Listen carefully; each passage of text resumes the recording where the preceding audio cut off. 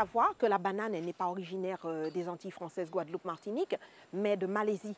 Avant, avec l'histoire que nous avons aux Antilles, c'était le commerce triangulaire, donc c'était la route aux épices.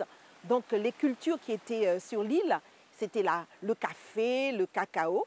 Et c'est simplement les rares bananiers qui étaient sur l'île servaient d'ombrière aux caféiers. Et c'est après le cyclone de 1928 que les caféiers cacaoyers sont tombés et se sont cassés et qu'on s'est rendu compte que pour qu'un caféier reporte, il faut attendre 5 ans. Cacao, la même chose. Donc c'est à ce moment-là que peu à peu, la banane a pris la place.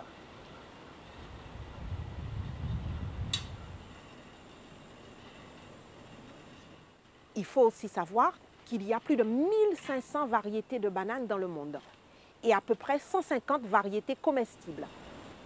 Alors, sur l'exploitation du musée de la banane qui se situe à la regrettée Trois-Rivières, dans les hauteurs, nous avons pour la partie écomusée un espace qui nous est dédié, à savoir 1,30 hectare.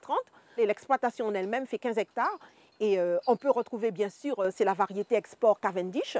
Et puis, bon, eh bien, toutes les autres variétés ornementales qui vont décorer le parcours. Voilà. Alors, dans la collection de bananes du musée, on peut recenser à peu près une centaine de variétés. Donc, effectivement, des bananes dessert et des bananes légumes.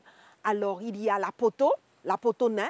Ben, le pied de banane même, il ne dépasse pas 1,50 m.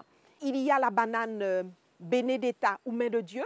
C'est une banane, pourquoi elle a ce petit nom vernaculaire, je veux dire exotique également, parce qu'on a l'impression qu'elle est en train de prier. Ce sont deux mains collées. Il y a la banane pyramide. C'est une banane qui mesure à peu près 4 mètres de hauteur et dont le régime aussi va faire quasiment 2 mètres de long. Il y a la banane, la figue pomme géante. Il y a la banane, la poteau, la banane plantain. On trouve toutes sortes de bananes rouges. On trouve la petite figue pomme, la fraicinette. La fraicinette, alors, sa particularité, c'est la plus petite variété comestible. Donc, on l'appelle quéquette de singe, bon, pour la petite histoire, quoi.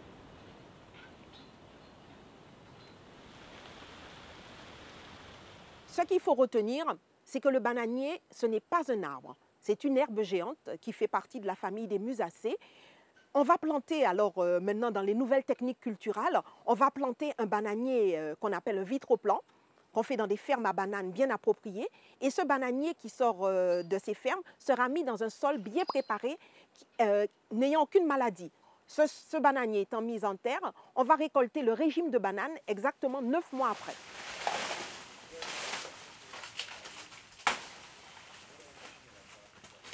Je dirais que nous avons une chance vraiment inouïe que d'avoir ce fruit chez nous.